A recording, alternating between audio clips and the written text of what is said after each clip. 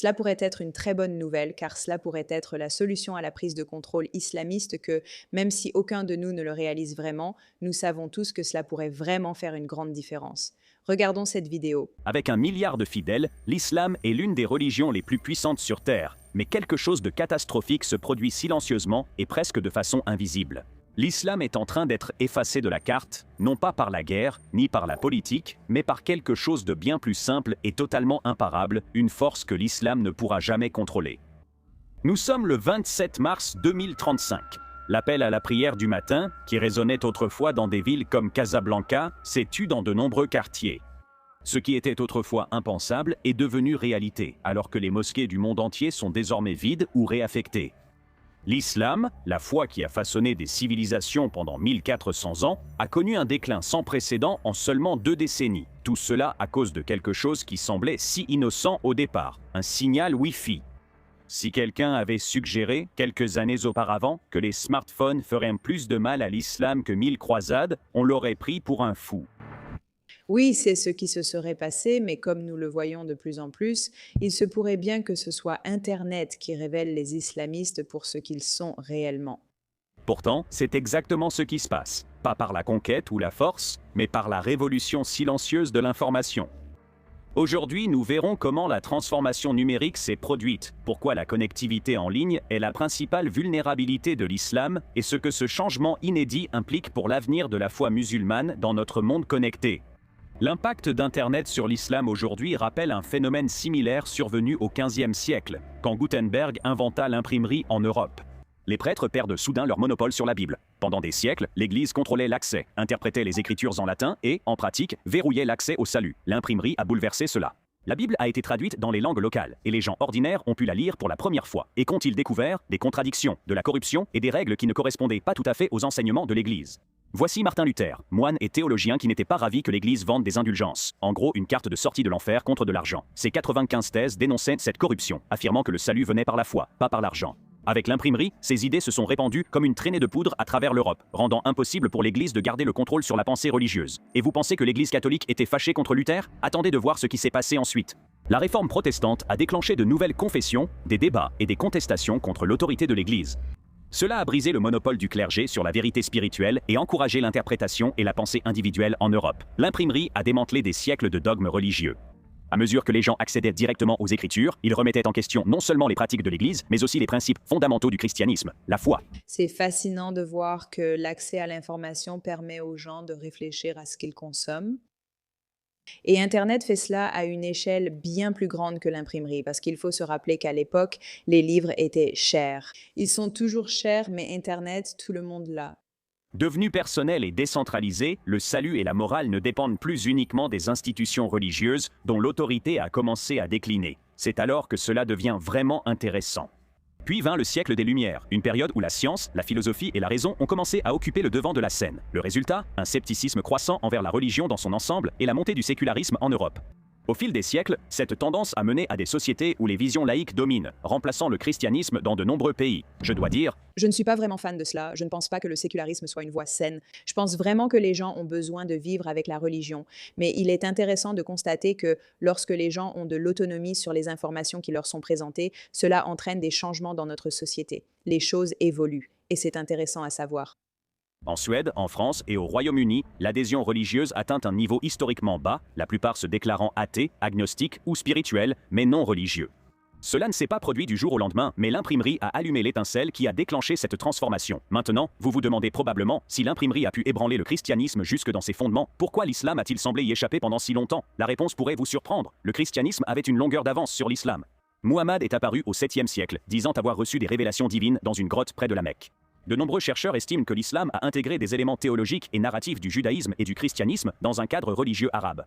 De nombreux récits comme Adam et Ève, l'arche de Noé ou Moïse séparant la mer figurent dans la Bible et le Coran, avec des variantes adaptées aux contextes arabes. Mais contrairement au christianisme, qui a eu des siècles pour s'adapter à la modernité et faire face à des défis comme les Lumières, l'islam a en grande partie évité cette remise en question grâce aux empires, au califat et à un contrôle clérical strict. Il a maintenu une emprise plus forte sur l'interprétation et l'autorité. Chaque religion a réagi différemment aux découvertes scientifiques, illustrant leur capacité d'adaptation. Il ne s'agit pas de déterminer laquelle est vraie, which is true, right? So you have Différentes situations, n'est-ce pas? Galilée a contesté le géocentrisme au XVIIe siècle. Plus tard, l'Église catholique a accepté l'héliocentrisme et au XIXe siècle, des confessions chrétiennes ont adapté la Genèse à la théorie de l'évolution de Darwin. Comparez cela avec le fait que de nombreuses autorités religieuses musulmanes rejettent encore catégoriquement l'évolution et que plusieurs pays à majorité musulmane en interdisent l'enseignement dans les écoles. Selon une enquête Pew Research de 2018, seuls 27% des musulmans dans plusieurs pays acceptèrent l'évolution, contre 68% des chrétiens dans les pays développés. Mais que se passe-t-il lorsqu'une religion établit son contrôle par la peur? Cette prochaine partie pourrait vous mettre mal à l'aise. Cette emprise stricte impliquait d'imposer la foi par tous les moyens nécessaires. Prenez les guerres d'apostasie après la mort de Muhammad, lorsque plusieurs tribus ont décidé d'abandonner l'islam. Après sa mort, Abu Bakr, le premier calife, a lancé des campagnes brutales pour les ramener dans le giron. Leur crime, l'apostasie, c'est-à-dire quitter l'islam. Cette position sévère n'était pas un défaut du système. C'était une caractéristique, un moyen d'assurer la survie de l'islam en éliminant toute dissidence dès le début. Toute déviation par rapport aux enseignements purs de l'islam, tels que pratiqués par Muhammad et ses compagnons, était qualifiée d'hérésie. En d'autres termes, remettre en question ou adapter la foi à de nouvelles circonstances n'était pas seulement mal vu, cela pouvait vous coûter la vie. Je veux dire, quelle merveilleuse religion dont faire partie, ou si vous essayez de dire quoi que ce soit ou de remettre quoi que ce soit en question, ils mettront fin à votre existence. Merveilleux. On adore ça. On adore vraiment ça. Liberté de penser pour tous. Ce n'était pas une option. Juste au moment où vous pensiez que ça ne pouvait pas devenir plus oppressant, ça l'est. Une pierre angulaire des enseignements islamiques est de garder les fidèles sous contrôle. Le Coran lui-même met en garde les croyants contre le fait de creuser trop profondément. Il est dit « Ô vous qui avez cru, ne posez pas de questions sur des choses qui, si elles vous étaient révélées, vous affligeraient. » Coran, sourate 5, verset 101. Autrement dit, évitez les questions dont les réponses pourraient vous déplaire. Cela décourageait la curiosité intellectuelle. Muhammad a renforcé cette idée dans les hadiths. Les plus grands pécheurs parmi les musulmans sont ceux qui posent trop de questions. Le message était clair. Je pensais que les plus grands pécheurs étaient ceux qui dénoncent l'islam. Mais non, ce sont ceux qui posent trop de questions, ma foi. Ce ne sont ni les violeurs ni les pédophiles, mais celui qui pose ces questions. Ici, la foi sans questionnement est une vertu. L'interrogation est dangereuse. La raison, les questions finissent inévitablement par révéler les incohérences de la doctrine. Voilà l'ironie que personne n'avait vu venir. Ce contrôle strict des croyances et des pratiques a fonctionné pendant des siècles, permettant à l'islam de s'étendre tout en maintenant une grande uniformité à travers divers empires. Le paradoxe réside dans cette rigidité. Tout système de croyance qui réprime agressivement le changement et la remise en question finit par devenir fragile et vulnérable à l'effondrement. Au fil de l'histoire, les dissidents n'avaient aucune infrastructure pour se connecter, partager leurs doutes ou construire des communautés. L'arrivée d'Internet, sans frontières, a permis à toutes les questions, même interdites, d'être exprimées. Cela a révolutionné l'approche du questionnement religieux. Selon une enquête 2023 d'Exna, Ex-Muslims of North America, 78% des anciens musulmans interrogés, citant les forums en ligne comme principal catalyseur du doute religieux. Un Saoudien explique comment le numérique a brisé son isolement. Grandir dans un pays où l'apostasie est punie de mort crée un fort isolement, donnant l'impression d'être seul à douter. Internet a dissipé cette illusion rapidement. J'ai découvert soudain des milliers de personnes qui se posaient les mêmes questions que j'osais à peine murmurer. Il est intéressant de penser qu'Internet offre une communauté à ceux qui n'en ont pas dans la vie réelle, un lieu pour discuter en ligne. Il est notable que des pays comme la Chine interdisent ce type de communication, sachant qu'elle favorise la formation de groupes et la résistance. Mais il se peut que des personnes issues de l'islam, conscientes de problèmes avec la religion, mènent le mouvement pour s'en défaire. L'islam s'est retrouvé exposé, ses couches ont été retirées pour révéler des contradictions, des incohérences morales et des siècles de dogmes qui n'avaient jamais été véritablement remis en question. La révolution numérique a accompli quelque chose d'inédit. Elle a forcé tout un système de croyances à se retrouver sous le feu impitoyable de l'obligation de rendre des comptes au public. Les autorités religieuses qui avaient contrôlé le récit pendant des générations se sont soudainement retrouvées impuissantes, leur autorité interprétative exclusive s'évaporant face à l'accès massif à l'information. Vous pensez peut-être que cela semble tiré par les cheveux. Préparez-vous à être surpris. Les données racontent une histoire convaincante. Une étude du Pew Research Center indique qu'environ 24% des personnes ayant été élevées dans la foi musulmane aux États-Unis quittent la religion. Un chiffre qui est vraiment important, mes amis. Cela reflète surtout les taux de désaffiliation du christianisme dans la région. Globalement, la tendance reste difficile à suivre à cause de la stigmatisation et des sanctions, mais l'apostasie augmente et Internet y contribue beaucoup. Des plateformes comme le forum ex-musulman de Reddit, qui compte plus de 400 000 membres, et des hashtags sur X comme #ex-musulman et #ex-muslim-because ont créé des espaces sûrs où les gens peuvent discuter ouvertement de leurs doutes, partager leurs histoires et trouver de la solidarité. Et cela ne se limite pas seulement aux pays occidentaux. Dans des pays comme l'Arabie Saoudite, des enquêtes suggèrent qu'une part importante de la jeunesse, jusqu'à 25%, se considère comme non religieuse. Réfléchissez à cela. Dans un pays où l'athéisme est assimilé au terrorisme, un jeune sur 4 remet en question la religion. L'ère numérique a donné naissance à un phénomène que les sociologues appellent désormais les Ummas virtuelles, des communautés religieuses en ligne qui transcendent les frontières et la géographie. Ces espaces numériques offrent aux croyants, sceptiques et anciens croyants une interaction auparavant impossible. Comme l'explique la professeure Samina Ali, spécialiste des études islamiques à l'université de Georgetown, ce à quoi nous assistons est sans précédent dans l'histoire de l'islam, la démocratisation de l'interprétation religieuse. Quand un jeune de 16 ans en Indonésie conteste une fatwa d'Al-Azhar sur X et obtient beaucoup de soutien, les autorités traditionnelles vacillent. L'analyse de la World Values Survey révèle un changement générationnel. Chez les musulmans de moins de 30 ans en Turquie, au Liban et en Tunisie, la pratique religieuse a baissé de 12 à 17%. Je répète, je ne crois pas à la disparition de la pratique religieuse. Je pense que la religion est l'une des meilleures choses pour une personne.